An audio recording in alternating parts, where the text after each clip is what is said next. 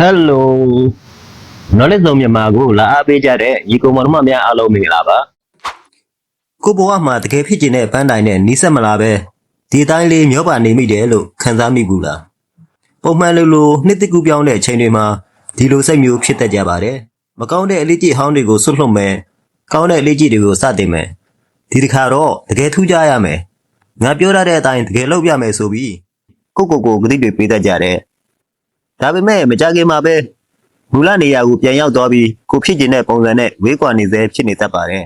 ။ဒါဆိုရင်မေးစရာရှိတာကမကောင်းတဲ့အလေးကြီးတွေကနေဘယ်လိုရုံးထွက်မလဲ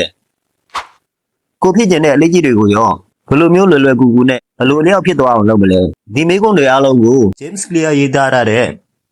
Atomic Habits ဆိုတဲ့စာအုပ်ကဖြည့်ပေးထားပါတယ်။အခုကျွန်တော်တို့ဒီစာအုပ်ရဲ့အနှစ်ချုပ်ကိုအသေးစိတ်နဲ့မြင်မြင်ဆန်းဆန်းတင်ဆက်ပေးသွားမှာပါ။ဒီထဲမှာအလေးကြီးတွေတန်တရားလည်နေပုံ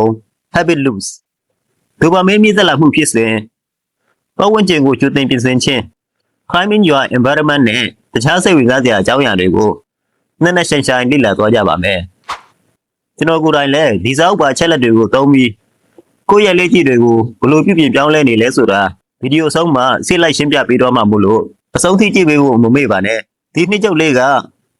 တစ်ကိုခွန်အားတွေပေးပြီးဒီစာအုပ်ကိုကိုယ်တိုင်ဝယ်ဖက်ကြည့်ခြင်းစိတ်ပေါက်လာအောင်လှုပ်ဆော်ပေးနိုင်မယ်လို့ပြောနေပါတယ်။ဘာဖြစ်လို့လဲဆိုတော့ဒီစာအုပ်ဟာလူတိုင်းရဲ့စာအုပ်စင်ပေါ်မှာရှိသေးတဲ့စာအုပ်ကောင်တော့ဖြစ်လို့ပါပဲ။ကဲစီဇန်လေးကိုစလိုက်ကြရအောင်။လေရင်တစ်စင်းနယူးယောက်ကနေ Los Angeles ကိုပြန်တက်မှုထွက်ခွာတော့မယ်လို့မြင်အောင်ကြည့်လိုက်ပါ။လေရင်မထွက်ခွာခင်လေးမှတဲ့လမ်းကြောင်းကို3ဒီဂရီဒါမှမဟုတ်လက်မ80ခါလေးပဲ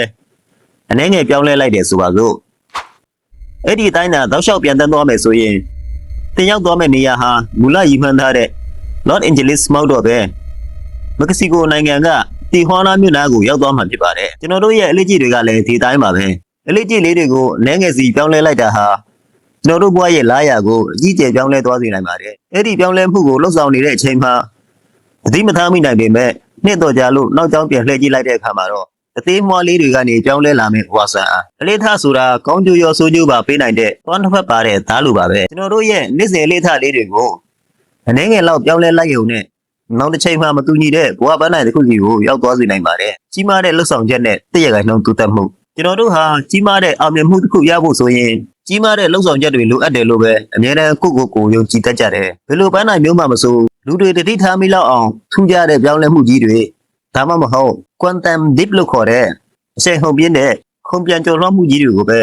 ကိုမျှော်လင့်တတ်ကြတာပါဒါပေမဲ့တကယ်တမ်းမှာတော့အစပိုင်းမှာစိတ်တည်မထားမိလိုက်တဲ့တင်းငယ်တဲ့တိုးတက်မှုလေးတွေကဒါအအုပ်ဖို့ကောင်းတဲ့ပြောင်းလဲမှုကြီးတွေကိုဖန်တီးပေးတာဖြစ်ပါတယ်ကိန်းကနန်းတွေနဲ့တွက်ကြည့်ကြစို့အကယ်၍သင်ဟာတစ်နှစ်ပတ်လုံးမှာနေ့တိုင်းတည့်ရခိုင်နှုံးစီပူကောင်းအောင်ကြိုးစားမယ်ဆိုရင်တစ်နှစ်ကုန်မှာသင်ဟာအရင်ကထက်39ဆတောင်ပိုတော်လာပါလိမ့်မယ်ဒါပေမဲ့ပြောင်းပြန်အနေနဲ့နေ့တိုင်းတည့်ရခိုင်နှုံးစီဆိုးရွားသွားမယ်ဆိုရင်တော့တစ်နှစ်ကုန်မှာသင်ဟာ